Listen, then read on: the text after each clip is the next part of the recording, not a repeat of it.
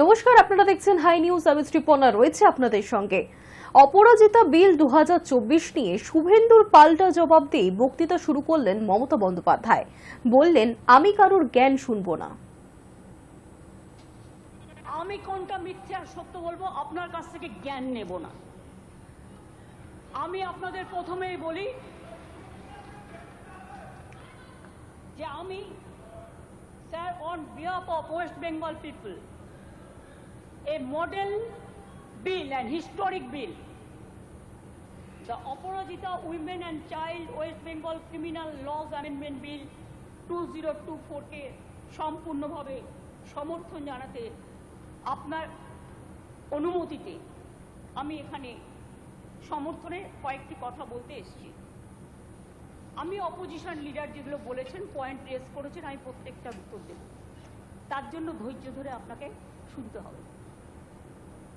আমি প্রথমেই বলি, মাননীয় অধ্যক্ষ, সকল মাননীয় সদস্যা, এই সভার এবং বাইরেও যারা আছেন, জানতে পাচ্ছেন, শুনতে পাচ্ছেন, প্রেস মিডিয়া সহ, তারা আমার বিরোধিতা করলো, আমি কিন্তু তাদের বিরোধী নই।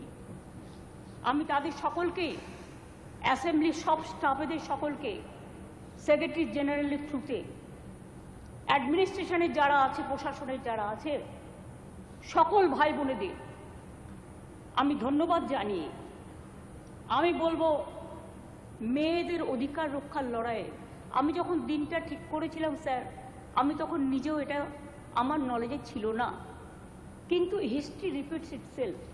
একটা কথা আছে, ইতিহাসের পুনরাবৃত্তি হয়।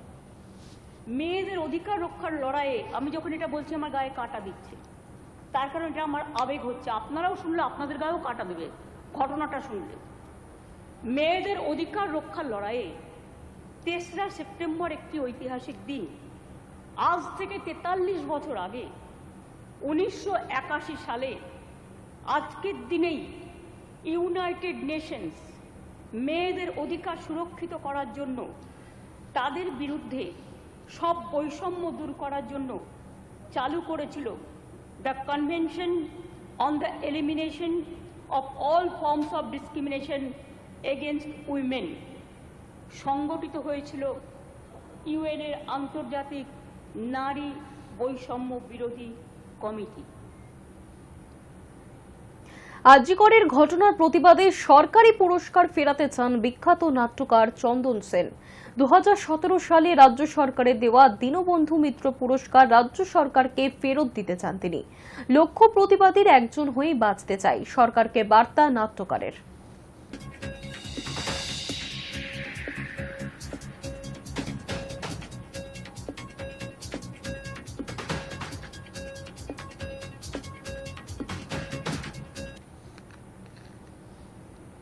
চুক্তিভিত্তিক কর্মী নিয়োগ নিয়ে কলকাতা হাইকোর্টের ভৎসনার মুখে পড়ল রাজ্য সরকার। মঙ্গলবার একটি মামলা শুনানিতে প্রধান বিচারপতি টি.এস. শিবজ্ঞানম এবং বিচারপতি রাজস্বী ভরদ্বাজের ডিভিশন বেঞ্চের পর্যবেক্ষণ, চুক্তিভিত্তিক কর্মী দিয়ে সারা রাজ্য চলছে।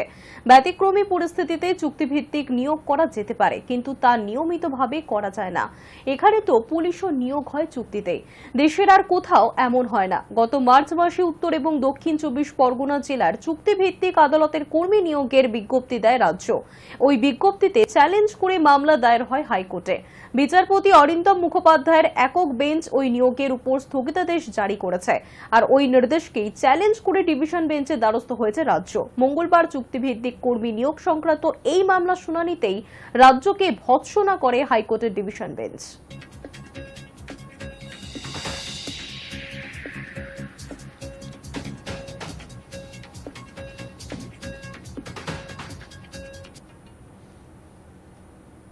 পঞ্চায়েত অফিস রয়েছে কিন্তু বন্ধ কাজ, কারণ দীর্ঘ 4 মাস ধরে উধাও প্রধান এবং উপপ্রধান। কাজ না হওয়ায় ক্ষুব্ধ যুবক অফিসে লাগালেন তালা। বাবার মৃত্যুর ডেথ সার্টিফিকেট আনতে দীর্ঘ 4 মাস ধরে বিজেপি পরিচালিত পঞ্চায়েত অফিসে ছুটছে এক যুবক। একদিন দুদিন করে কেটে গিয়েছে 4টি মাস, তাও পাওয়া যায়নি বাবার মৃত্যুর ডেথ সার্টিফিকেট।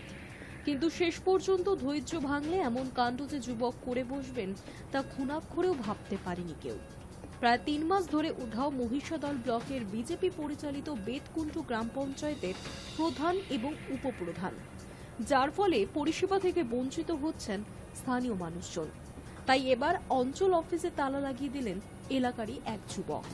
প্রায় কয়েক মাস ধরে নিজের বাবার ডেথ সার্টিফিকেট নেওয়ার জন্য পঞ্চায়েত অফিসে ঘুরে চলেছেন ওই অঞ্চলের বাসিন্দা সৈয়দ আবুল কাশেম। তারপরও মিলছে না ডেথ সার্টিফিকেট। অতঃপর মঙ্গলবার সকালে ফের অঞ্চল অফিসে বাবার ডেথ সার্টিফিকেট নেওয়ার জন্য আসেন, কিন্তু প্রধান না থাকার ফলে আজকেও তিনি সার্টিফিকেট পাননি। তাই ক্ষুব্ধ হয়ে অঞ্চল অফিসের মূল গেটে তালা লাগিয়ে দিলেন ওই যুবক। আজকের এসেছি, বিগত 4 মাস আমাকে অঞ্চল থেকে ছুটাচ্ছে আমার বাবার ডেথ সার্টিফিকেটের জন্য। আমি নিয়ম অনুযায়ী সমস্ত কাগজপাতি সিস্টেম অনুযায়ী, ইনাদের সিস্টেম অনুযায়ী আমি সমস্ত জিনিস জমা দিয়েছি। আমাকে বললো আজ দেবো, এক সপ্তাহ পরে দেবো, এরকম করে করে এই 4 মাস আমাকে ছুটাচ্ছে। ভিডিও গেছিলাম, ভিডিও বলছে এইচডিও কোর্ট থেকে পারমিশন নিয়ে আসুন, এইচডিও অফিস থেকে পারমিশন নিয়ে আসুন। আমি সমস্ত জায়গা থেকে পারমিশন নিয়ে আসছি, তাও সেটা আমি পাচ্ছি না। লাস্টে আমাকে বলল অঞ্চলের সঙ্গে যোগাযোগ করুন, প্রধান ছাড়া দিতে পারবে না, আপনি অঞ্চলে যে যোগাযোগ করুন। তাহলে আমি এই মুহূর্তে কি করব? আমার বাড়িতে 2.5 লাখ টাকা লোন আছে। ডেথ সার্টিফিকেট না দেখাতে পারলে ব্যাংকে, ওই লোনটা না দিতে পারলে আমার বাড়ি শুধু নিলাম হয়ে যাবে 15 তারিখের ভিতরে। তাই জন্য আজকের এসা অঞ্চলে আমি নিজে এসে প্রতিবাদ করেছি আজকের। উল্লেখ্য, গত পঞ্চায়েত নির্বাচনে এই পঞ্চায়েত বিজেপির দখলে যায়। পরে লোকসভা ভোটের প্রাক্কালে স্থানীয় দাপুটে তৃণমূল নেতা শেখ মহিবুল খুনের ঘটনায় অভিযুক্তদের তালিকায় নাম উঠে আসে বিজেপির প্রধান এবং উপপ্রধানের। আর তারপর থেকেই কার্যত উধাও প্রধান এবং উপপ্রধান। তাই পঞ্চায়েত অফিসে তালা লাগালো এলাকারই এক যুবক। Hi News network.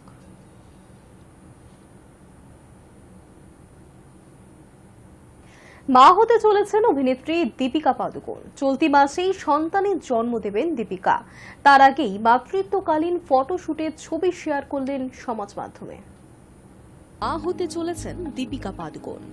যেদিন থেকে খবরটি প্রকাশ্যে এসেছে তারপর থেকে সময়ের সঙ্গে অভিনেত্রীকে নিয়ে অনুরাগীদের কৌতূহল বেড়েছে। গুঞ্জন উঠেছে চলতি মাসেই সন্তানের জন্ম দিতে পারেন দীপিকা। তার আগে মাতৃত্বকালীন ফটোশুটের ছবি শেয়ার করলেন। সাদা কালো সেই ছবি সোমবার নিজের সমাজ মাধ্যমে ভাগ করে নিয়েছেন অভিনেত্রী। তবে দীপিকা একা নন, ফটোশুটে অভিনেত্রীর সঙ্গে ছিলেন স্বামী রণবীর সিংও। ফটোশুটের জন্য একাধিক পোশাক বেছে নিয়েছেন অভিনেত্রী। রণবীরের পরনে টি শার্ট। ছবিগুলি প্রকাশ্যে আসার পরেই অনুরাগীরা দম্পতিকে ভালোবাসায় ভরিয়ে দিয়েছেন। একাধিক বলিউড তারকাও দীপিকাকে শুভেচ্ছা জানিয়েছেন। উল্লেখ্য, দীপিকা সত্যি মা হতে চলেছেন নাকি তিনি সারোগেসির সাহায্য নিচ্ছেন তা নিয়ে গত কয়েক মাসে একাধিক জল্পনা হয়েছে। অনেকেই বলেছেন দীপিকার বেবি বাম্প নাকি ফেক, কিন্তু ছবি প্রকাশের পর সেই গুঞ্জনের অবসান হলো বলেই মনে করছেন অনুরাগীরা। এবছর ফেব্রুয়ারি মাসে দীপিকা ও রণবীর সুখবর ঘোষণা করেছিলেন। সেখানেই তারা চলতি বছরের সেপ্টেম্বরে সন্তানের আগমনের আভাস দিয়েছিলেন। জানা গিয়েছে 28শে সেপ্টেম্বর দীপিকা তার প্রথম সন্তানের জন্ম দিতে চলেছেন। দক্ষিণ মুম্বাইয়ের এক বেসরকারি হাসপাতালে দীপিকাকে ভর্তি করানো হবে বলেও জানা যাচ্ছে। দীপিকাকে শেষ দেখা গিয়েছে কলকি 2898 AD ছবিতে। অন্তঃসত্ত্বা থাকাকালীন এই ছবির শুটিং করেছিলেন অভিনেত্রী। ছবিতেও এক অন্তঃসত্ত্বা মহিলার চরিত্রেই অভিনয় করেছিলেন তিনি। Hi News Network. News today এখনকার মতো এই পর্যন্তই। দেখতে থাকুন হাই নিউজ, নির্ভীক নিরপেক্ষ।